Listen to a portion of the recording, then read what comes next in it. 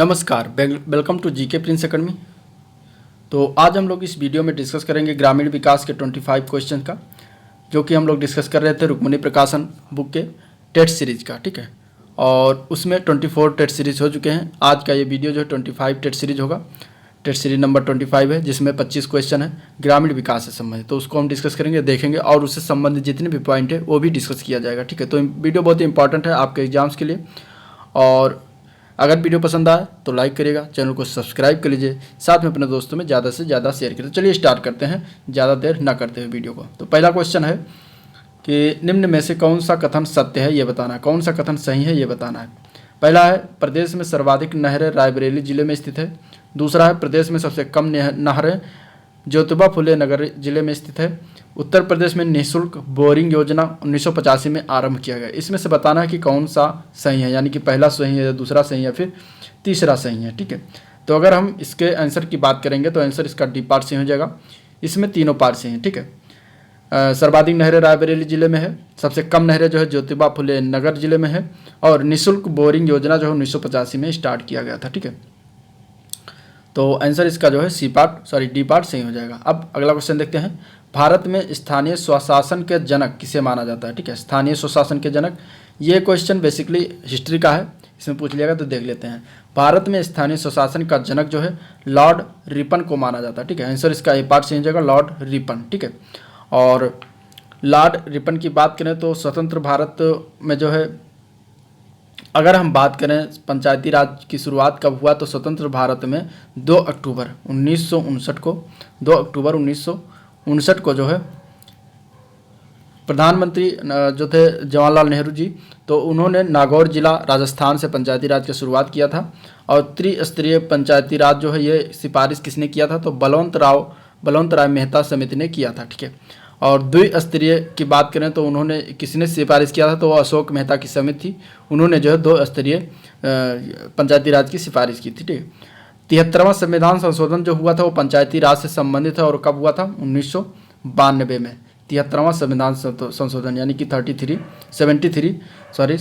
संविधान संशोधन जो हुआ था वो 1992 में हुआ था, और ये पंचायती राज को संवैधानिक दर्जा दिया गया था इस संविधान संशोधन के तहत। तो ये कुछ पॉइंट होगा। अब अगला क्वेश्चन देखते हैं। अगला प्रश्न है, जनजातीय समाज के लोग होते हैं, क्या होते हैं? धार्मिक होते हैं, या फिर वस्तु पूजा में विश्वास करने वाले होते हैं, या फिर टोटमवाद से प्रेरित होते हैं, या फिर उपरोक्त सभी को मानने वाले होते हैं। इसमें से कौन सा आंसर सही है?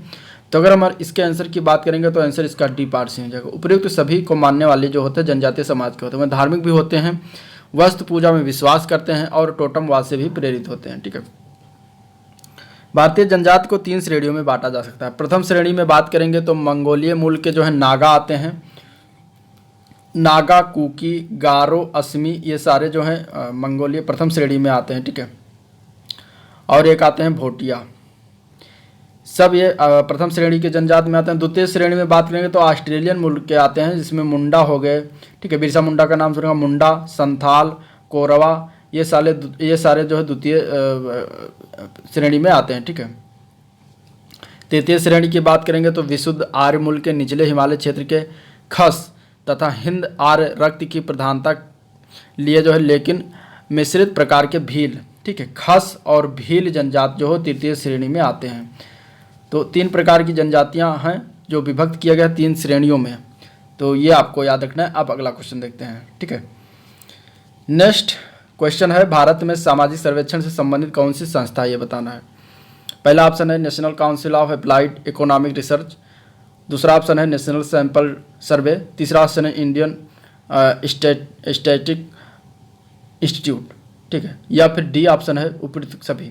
तो अगर हम इसके आंसर की बात करेंगे तो आंसर इसका डी पार्ट ही सही जाएगा। उपयुक्त सभी हैं जो कि सामाजिक सर्वेक्षण से संबंधित संस्था हैं। ठीक है, सामाजिक सर्वेक्षण से सामाजिक समस्याएं प्रकाश में आती हैं, और जिससे समस्याओं के निराकरण करने में जो है सहायता मिलती है। ठीक है, अगर हम NCAER की बात करें तो इसका स्थापना कब हुआ था, तो ये 1956 में किया गया था इसकी स्थापना। ठीक है, और ये दिल्ली स्थित एक गैर लाभकारी आर्थिक थिंक टैंक के रूप में कार्य करता है, और अर्थशास्त्र के क्षेत्र में जो है शोध करता है। ठीक है, नेशनल सैंपल सर्वे की बात करें तो ये जो है इसकी स्थापना 1950 में हुआ था। ठीक है, 1950 में हुआ था। इसके बाद इंडियन स्टैटिस्टिक्स इंस्टीट्यूट की बात करें, भारतीय सांख्यिकी संस्थान, तो इसकी स्थापना जो है 1931 में किया गया था। ठीक है, इंपॉर्टेंट है सारी बातें। और ये कहाँ पर किया गया था? कलकत्ता में। किसके द्वारा? प्रशांत चंद्र महालनोबिस द्वारा किया गया था। ठीक है, इसका उपकेंद्र भी बनाया गया। कहाँ कहाँ पर? इसका उपकेंद्र दिल्ली में भी बनाया है, तेजपुर, चेन्नई और बेंगलुरु में भी स्थित है। तो ये कुछ बातें हो गई। अब अगला प्रश्न देखते हैं। नेक्स्ट क्वेश्चन है विशुद्ध अनुसंधान यानी कि प्योर रिसर्च इंग्लिश में कहते हैं के बारे में कौन सा कथन सही है, ये बताना है। ऑप्शन यह है मूलभूत नियमों की खोज, ज्ञान के लिए ज्ञान की प्राप्ति का लक्ष्य, या फिर मौलिक सिद्धांतों की स्थापना, या फिर उपयुक्त सभी। इनमें से कौन सा सही, ये बताना है। तो विशुद्ध अनुसंधान के बारे में जो है सभी कथन सही है। इनमें से आंसर इसका डी पार्ट से हो जाएगा, उपयुक्त सभी। ठीक है, विशुद्ध संस्थान जो है मूलभूत नियमों की खोज करता है, ज्ञान के लिए ज्ञान की प्राप्ति का लाभ होता है, मौलिक सिद्धांतों की भी स्थापना किया जाता है। ठीक है, तो ये बातें हो गई कुछ सामाजिक चीज़ों से संबंधित। अब अगला कुछ प्रश्न देखते हैं। उत्तर प्रदेश में संतरे की पैदावार वाला प्रमुख जिला कौन सा है, ये बताना है। संतरे की पैदावार वाला प्रमुख जिला की बात करें तो ये पिछले टेस्ट सीरीज में जो इसके बारे में विस्तार से जो है बातें हो चुकी हैं। आप लोग टेस्ट सीरीज पिछला लगाइएगा जरूर। तो इसका आंसर की बात करेंगे तो सहारनपुर आंसर हो जाएगा। सबसे अधिक संतरा जो है सहारनपुर जिला में पैदावारी होती है। ठीक है, उत्तर प्रदेश में सर्वाधिक अगर हम लीची की बात करें तो लीची उत्पादन भी सहारनपुर और मेरठ के क्षेत्रों में ही होता है। ठीक है, इसके बाद उत्तर प्रदेश में आंवला का सर्वाधिक उत्पादन की बात करेंगे तो प्रतापगढ़ और इलाहाबाद में होता है। ठीक है, मेन प्रतापगढ़ है।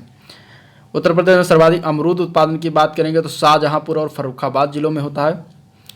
भारत में सर्वाधिक संतरे का उत्पादन की बात करेंगे तो कहाँ पर है? नागपुर, महाराष्ट्र में। ठीक है, नागपुर में सबसे ज़्यादा संतरा होता है। नागपुर को जो है संतरा सिटी के नाम से भी जाना जाता है, यानी कि ऑरेंज सिटी भी कहा जाता है।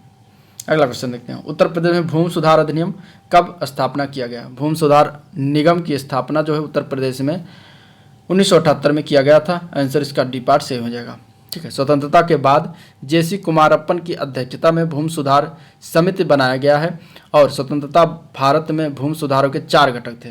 स्वतंत्र भारत में भूमि सुधारों के 4 घटक थे। पहला था मध्यस्थों का उन्मूलन, दूसरा था काश्तकारी सुधार, तीसरा था भूमि स्वामित्व की सीमा तय करना और चौथा था भूमि स्वामित्व की चकबंदी करना। ठीक है, आंसर इसका डी पार्ट से हो जाएगा। अब अगला प्रश्न देखते हैं। नेक्स्ट क्वेश्चन है भारत में सर्वाधिक जौ उत्पादित करने वाला राज्य कौन सा है?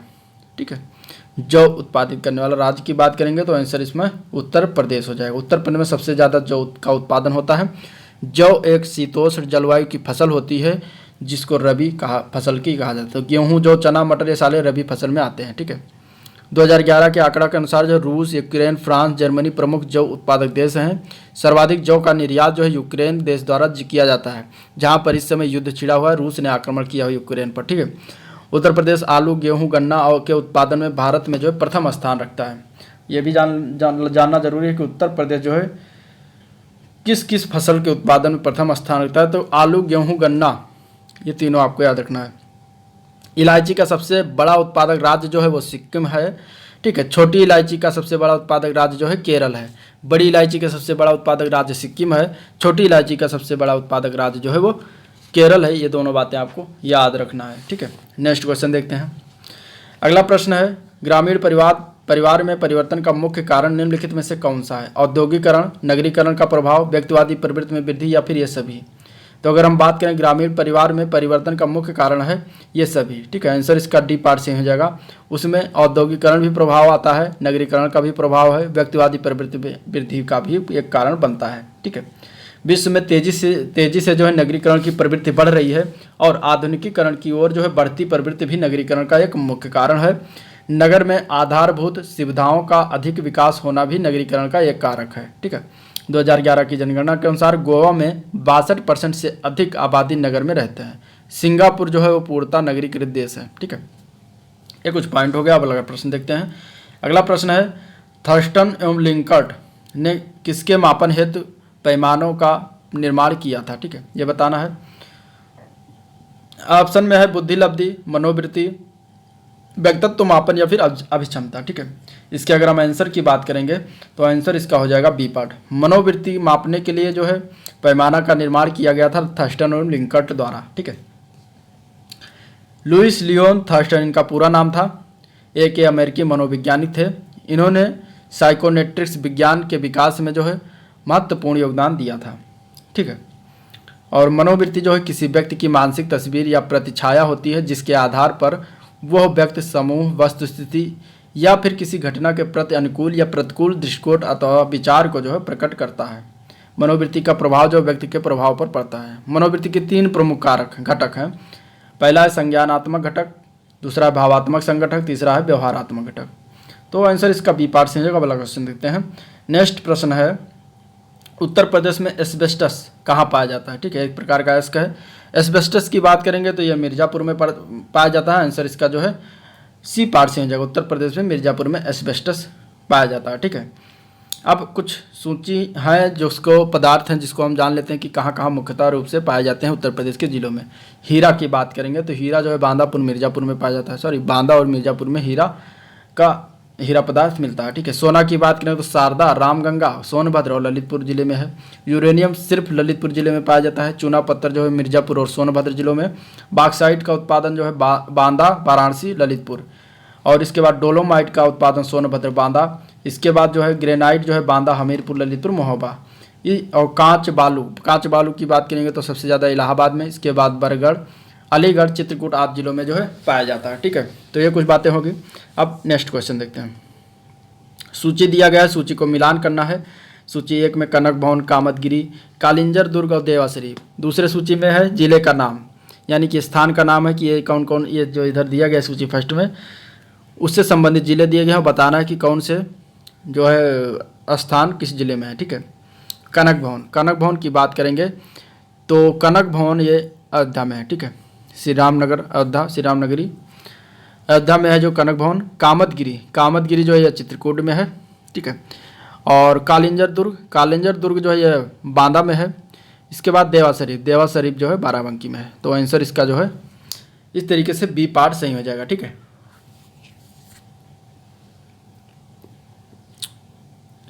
कनक भवन अयोध्या में है, कामतगिरी जो है चित्रकूट में है, कालिंजर दुर्ग जो है बांदा में है और देवा शरीफ जो है बाराबंकी में है।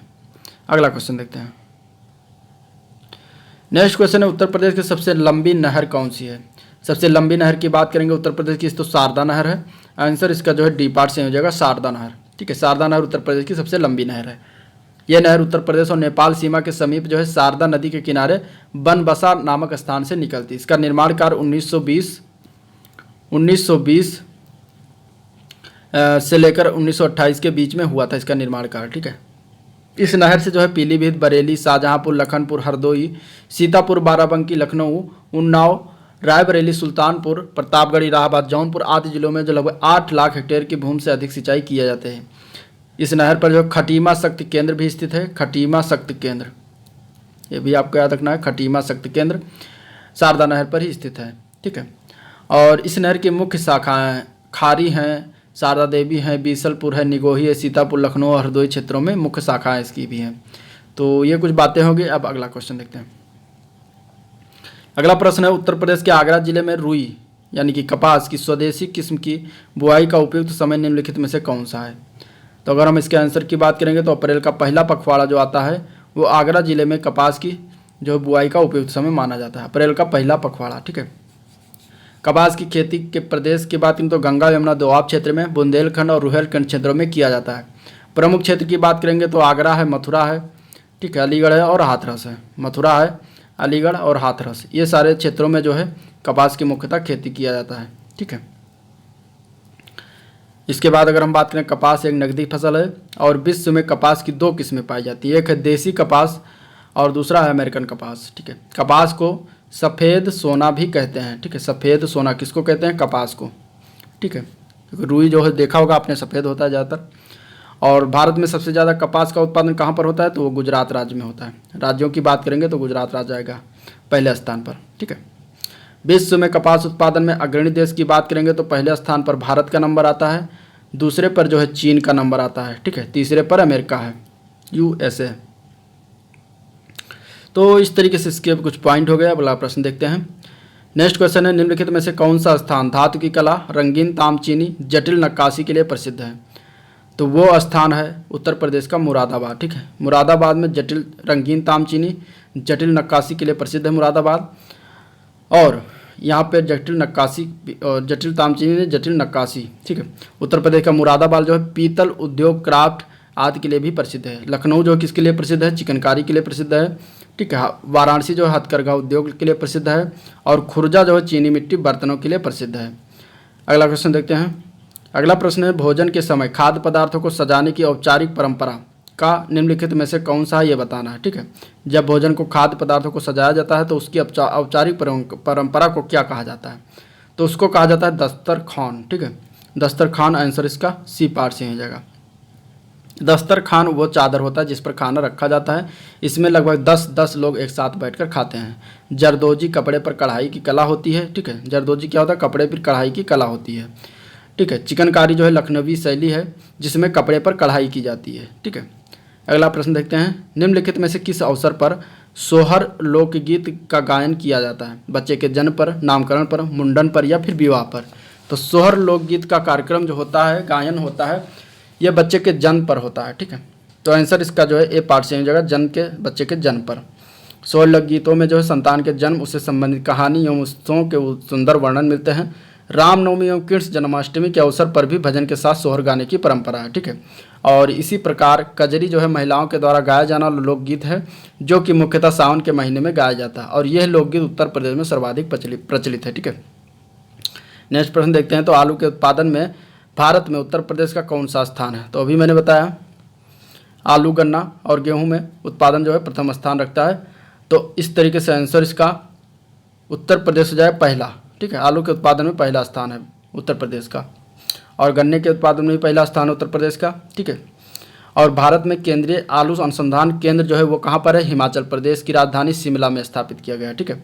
उत्तर प्रदेश में आलू के प्रमुख उत्पादक क्षेत्र की बात करेंगे तो फर्रुखाबाद, कन्नौज, हाथरस, आगरा, मेरठ, बदायूं, बागपत, फिरोजाबाद, रामपुर, ठीक है, गाजियाबाद, इटावा आदि जिलों में होता है, ठीक है। उत्तर प्रदेश के कृषि निर्यात के लिए 3 जोन बनाए गए हैं। आलू के लिए आगरा, और आम के लिए लखनऊ, और आम के लिए जो है सहारनपुर। इस प्रकार तीन जोन बनाए गए हैं, ठीक है। नेक्स्ट क्वेश्चन देखते हैं। निम्नलिखित में से कौन सी फसल उत्तर प्रदेश में आम तौर पर या व्यापक रूप से उगाई नहीं जाती है? ऑप्शन में गेहूं, चावल, तिलहन, कपास। तो आंसर की बात करेंगे तो इसका आंसर हो जाएगा डी पार्ट, ठीक है। कपास जो आमतौर पर व्यापक रूप से नहीं उगाई जाती है, बाकी गेहूँ, चावल, तिलहन ये सारी चीज़ें व्यापक रूप से उत्तर प्रदेश में उगाई जाती हैं, ठीक है। यहाँ उत्तर प्रदेश की खेती जो है कपास की खेती के लिए मिट्टी जो है यहाँ की उपयुक्त नहीं है, ठीक है। कपास का उत्पादन प्रमुख रूप से गुजरात और महाराष्ट्र राज्य में किया जाता है, और इसके लिए जो है काली मिट्टी सबसे उपयुक्त होती है, इसलिए काली मिट्टी जो है महाराष्ट्र और गुजरात क्षेत्रों में ज़्यादा पाई जाती है, इसलिए वहाँ पर कपास ज़्यादा उगाया जाता है, ठीक है। और काली मिट्टी को रेगुर मिट्टी के नाम से भी जाना जाता है, ठीक है। नेक्स्ट क्वेश्चन देखते हैं। अगला प्रश्न है, निम्नलिखित में से कौन सा राष्ट्रीय ग्रामीण स्वास्थ्य मिशन का लक्ष्य नहीं है? यह बताना, ठीक है। कौन सा इनमें से राष्ट्रीय ग्रामीण स्वास्थ्य मिशन का लक्ष्य नहीं है? तो ऑप्शन में देखते हैं तो ए पार्ट है शिशु मृत्यु दर एवं मातृत्व मृत्यु दर में कमी लाना, बी है महिलाओं का स्वास्थ्य, बाल स्वास्थ्य, जल एवं स्वच्छता जैसी बुनियादी सेवाओं तक सार्वभौमिक पहुँच, सी है जनसंख्या स्थिरीकरण, लिंग मूलक और जननांकीय संतुलन, डी है सन 2030 तक भारत की जनसंख्या में समृद्धि दर को 0 स्तर तक लाना। तो अगर आंसर की बात करेंगे इनमें से कौन सा इसका लक्ष्य नहीं रखा गया था तो वो डी पार्ट है, ठीक है। सन 2030 तक भारत की जनसंख्या की समृद्धि दर को 0 तक नहीं लाने का स्तर इसमें नहीं रखा गया था, ठीक है। राष्ट्रीय ग्रामीण स्वास्थ्य मिशन के लक्ष्य की बात करें तो ऊपर जो तीनों पार्ट दिए गए हैं वो तीनों इसके अंतर्गत आते हैं, ठीक है। तो आंसर इसका डी पार्ट से हो जाएगा। आप अगला क्वेश्चन देखते हैं। अगला प्रश्न है, डॉक्टर सी रंगराजन की अध्यक्षता वाले विशेषज्ञ समूह के अनुसार भारत में कितने % जनसंख्या 2011-12 में निर्धनता रेखा से नीचे रह रही थी, ये बताना है, ठीक है। तो 2011-12 में डॉक्टर सी रंगराजन की अध्यक्षता वाले विशेष समूह के अनुसार भारत में जो है 29.5% जनसंख्या निर्धनता रेखा से नीचे रह रही है। तो आंसर इसका जो है बी पार्ट से जगह वो 29.5%, ठीक है। चलिए अगला क्वेश्चन देखते हैं। निम्नलिखित में से कौन सा समूह जो है खरीफ फसलों का सही समूह है? खरीफ फसल की बात करेंगे तो उसमें चावल, ज्वार, बाजरा, मक्का और कपास आता है, ठीक है। गेहूं, जौ, चना, सरसों यह जो है रबी फसल की जो है खेती की जाती है, रबी फसल की कहा जाता है, ठीक है। सी पार्ट इसका आंसर सही हो जाएगा। और इसके बाद रबी फसल में जो है गेहूं, जौ, चना, मसूर, अलसी, मटर, फल, सरसों, तारा मीरा आदि आते हैं। ठीक है, रबी फसल में जो है अक्टूबर नवंबर माह में बोया जाता है और मार्च अप्रैल में काट लिया जाता है। तो और जायद की फसलों में जो है सारे सलाद वाले फसल, सब्जी, हरी सब्जी, ये सारे आते हैं जो कि मई जून के महीनों में बोई जाती है। ठीक है, तो अगला क्वेश्चन देखते हैं इसी के साथ। किस समिति ने कृषि जोतों पर कर लगाने की संस्तुति दी थी? तो कृषि जोतों पर कर लगाने की संस्तुति किसके द्वारा दिया गया था? तो वो था राज्य समिति। ठीक है, आंसर इसका सी पार्ट सही हो जाएगा, राज्य समिति। राज्य समिति ने जो है कृषि जोतों पर कर लगाने की संस्तुति प्रदान किया था और राजा चलैया समिति का सुधार जो है कर सुधारों से संबंधित है। तो इस तरीके से आंसर इसका सी पार्ट हो जाएगा। अब अगला प्रश्न देखते हैं। भारत में वर्षाहीन खेती किस क्षेत्र में बहुतायत में की जाती है, ये बताना है। तो भारत में वर्षाहीन खेती जो है ये कोरोमंडल का मैदानी भागों में किया जाता है। आंसर इसका बी पार्ट सही हो जाएगा। ठीक है, कोरोमंडल का मैदानी भाग। अब कोरोमंडल का तट जो है भारतीय उपमहाद्वीप का दक्षिणी पूर्वी तटीय क्षेत्र है और यह क्षेत्र जो है तमिलनाडु, आंध्र प्रदेश, पुदुचेरी जो कि केंद्र शासित प्रदेश है वहाँ तक फैला हुआ है। यह कावेरी नदी डेल्टा, कृष्णा नदी डेल्टा, पन्नार की डेल्टा क्षेत्र में स्थित है। ठीक है, तो इस तरीके से आंसर इसका बी पार्ट सही हो जाएगा। लास्ट क्वेश्चन है इस वीडियो का। भारत की सबसे प्रमुख खाद्य फसल कौन सी है? तो सबसे प्रमुख खाद्य फसल है भारत के चावल। ठीक है, आंसर इसका ए पार्ट सही हो जाएगा, चावल। ठीक है, चावल जो है प्रमुख खाद्य फसल है। चावल का वैज्ञानिक नाम है ओराइजा सटाइवा। संस्कृत में इसको तंडुल कहते हैं, तंडुल। ठीक है, संस्कृत में इसको क्या कहते हैं? तंडुल कहा जाता है। और विश्व में सर्वाधिक चावल उत्पादन करने वाले देश की बात करें तो पहले स्थान पर चीन आता है, दूसरे नंबर पर भारत है, तीसरे पर इंडोनेशिया, चौथे पर बांग्लादेश है। भारत में जो है पश्चिम बंगाल में सबसे अधिक चावल उगाया जाता है। राज्यों की बात करेंगे तो नंबर 1 पर कौन है? पश्चिम बंगाल। ठीक है, और दूसरे नंबर पर कौन आता है? उत्तर प्रदेश आता है। तो ये कुछ बातें होगी इससे संबंधित। तो ये था ओवरऑल आज का जो है प्रैक्टिस सेट नंबर 25 जिसका डिस्कशन किया गया। अगर वीडियो पसंद आया तो लाइक करिएगा, चैनल को सब्सक्राइब कर लीजिएगा, साथ में अपने दोस्तों में ज़्यादा से ज़्यादा शेयर करिए। ठीक है, मिलते हैं नेक्स्ट टेस्ट सीरीज में, तब तक के लिए थैंक यू, नमस्कार।